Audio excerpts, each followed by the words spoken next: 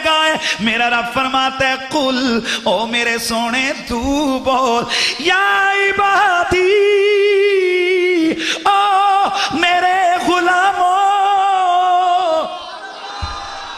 ओ मेरे गुलामों, अल्लदीना असरफू अला अनफुसिहिम ला तक़नतू मिर रहमतिल्लाह। ओ मेरे गुनाहगार गुलामों, ओ मेरे गुनहगार गुलामों, ला तक़नतू मिर रहमतिल्लाह, अल्लाह की रहमत से मायूस नहीं होना है।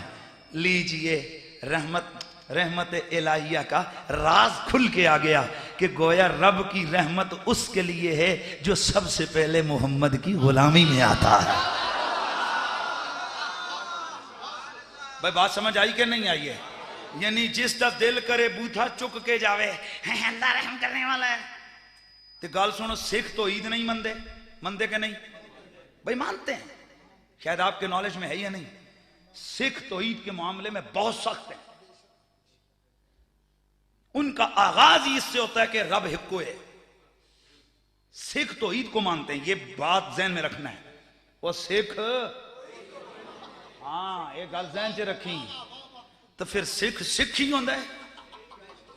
वो सरदारा तो ईद नू तू भी मनने, तो ईद नू मौलवी साहब भी मनन, तो फर्क क्या हुआ यार? दाढ़ी उसकी भी, दाढ़ी इनकी भी, पगड़ी उसकी भी, पगड़ी इनकी भी।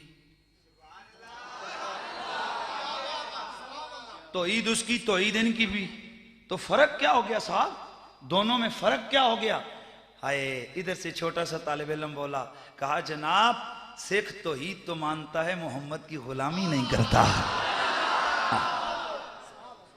लिहाजा क्या कोई आदमी ये दावा कर सकता है कि सिख भी खुदा की रहमत के हकदार हैं? पहुंचे बोलो यार। क्या यहां पर कोई आदमी ये कह सकता है कि यहूदी, ईसाई, मिर्जाई भी खुदा की रहमत के हकदार हैं? बोलो नहीं। एक है उस रब की रहमत आमा, उसमें सब शामिल हैं। उसकी रहमत आमा का अंदाज यह है कि वो शेरनी के दिल में भी अपने बच्चे का प्यार डालता है। वो शेरनी शेरनी होकर भी बच्चे के लिए बेकरार होती है और उसको खिलाने के लिए शिकार पे मामूर होती है। ये उसकी रहमत आमा है। उस रहमत आमा में उसकी एक रहमत का अंदाज यह है कि सिख, यहूदी, ईसाई वो किसी को भूखा नहीं मरने देता। ये उसकी रहमत आमा है, इसी वजह से वो रहमान है। लेकिन रहीम सिर्फ हमारे लिए है। रहमान सबके लिए है, लेकिन रहीम सिर्फ हमारे लिए है।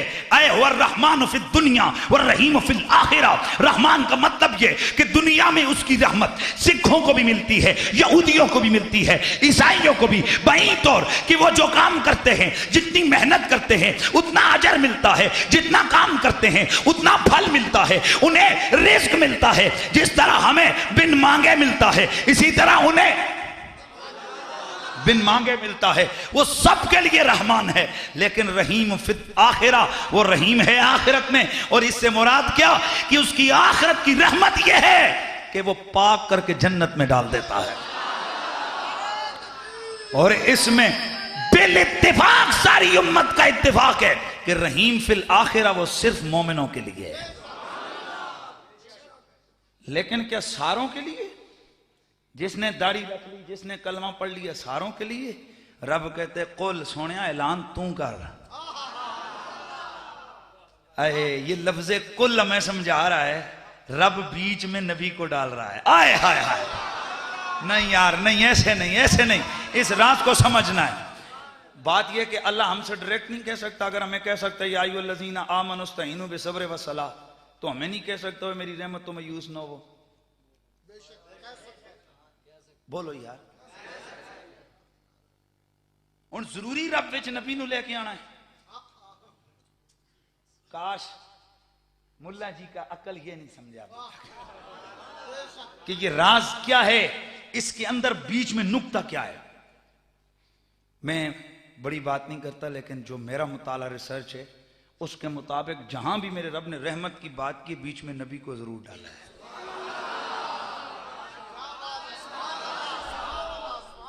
यार सवाल ये पैदा होता है कि ये रहमान है, वो रहीम है, रहमत देनी है, तो बीच में नबी को क्या डायरेक्ट दे दे, या अल्लाह हम तेरे बंदे हैं।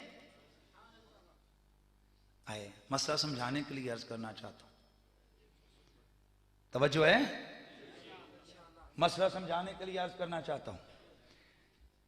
वजीर आला साहब की तरफ से एक स्कीम मिल गई पिंडी के इलाका न्यू कटारियां वालों को, लेकिन वजीर आला साहब की उस स्कीम के लिए बोर्ड पे नाम लगा आपके MNA और MPA साहब का। तो जरा पूछिएगा तो सही वजीर आला साहब कि बीच में इसको क्यों डाल रहे, हम आपके सूबे के डायरेक्ट तो बाबा। कहा ना, मैं इनका नाम इसलिए लिखवा रहा हूं ताकि तुम्हें यह एहसास रहे इनकी वसातत से सब कुछ हुआ है। कल वोट देते हुए तुम मेरे इन चेलों चमचों को याद रखो, कल वोट देते हुए तुम मेरे इन कारिंदों को, मेरे इन कैंडिडेट्स को तुम याद रखो। अगर मैंने दे दिया तो तुम कहोगे उसने तो वजीर आला था, सबको दिया है, लेकिन ये इनका नाम तुम्हें समझाता रहेगा। और भी हजारों सैकड़ों लोग मौजूद हैं, पर खुसूसी तौर पर ये ग्रांट इन्होंने हमें लेके दी है। रब्बा जब हम डायरेक्ट तेरे बंदे हैं तो डायरेक्ट रहमत का ऐलान भी कर दे। कहा हाँ कर तो सकता हूं, मैं खुदा हूं, मैं कर सकता हूं, मैं मालिक हूं, मैं कर सकता हूं, मैं अहकमुल हाकिमीन हूं, मैं कर सकता हूं, मैं कहार और जब्बार और गफ्फार हूं, मैं सत्तार हूं, मैं सिफाते उलिया, मैं सिफाते उज़्मा रखने वाला हूं, सब कुछ कर सकता हूं। पर रहमत करनी है ना मैंने, रहम करना है ना मैंने, रहमत करनी है ना मैंने, तो डायरेक्ट नहीं तुम्हें कहता, बीच में नबी को रख के कहता हूं ताकि कहीं तुम्हारा दिमाग खराब ना हो जाए कि उसने डायरेक्ट कर्म किया है।